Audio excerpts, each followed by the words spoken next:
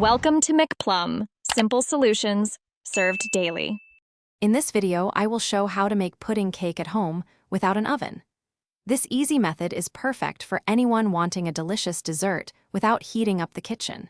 We will cover the simple ingredients you need and walk through each step, ensuring a perfectly moist and flavorful cake every time.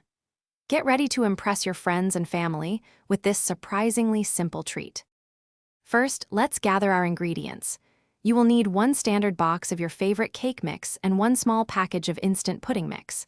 For the liquids, have 2 large eggs, 1/3 cup of vegetable oil, and 1 cup of milk ready.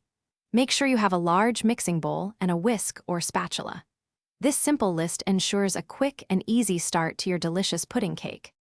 Now let's get cooking. In your large bowl, combine the cake mix, pudding mix, eggs, oil, and milk. Whisk everything together until the batter is smooth and lump-free. Next, pour this batter into a greased, heat-proof container that fits inside a larger pot for steaming. Place it over simmering water on your stove top, cover, and steam for about 40 minutes or until a toothpick comes out clean. Once your pudding cake is cooked, carefully remove it from the steamer and let it cool completely. This allows the cake to set properly and become even more moist. You can then slice it and serve it plain, or add your favorite toppings like whipped cream, fresh berries, or a rich chocolate sauce.